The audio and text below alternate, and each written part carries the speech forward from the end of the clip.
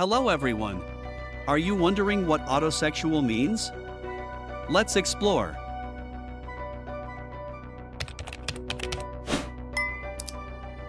Autosexual describes someone who is primarily sexually attracted to themselves. This means they find their own body and self sexually appealing, often deriving satisfaction from self-intimacy. For autosexual individuals, the attraction is inwardly focused rather than directed toward others.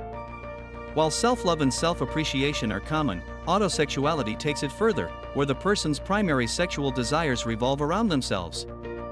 This concept is part of a broader understanding of sexuality that recognizes the diverse ways people experience attraction.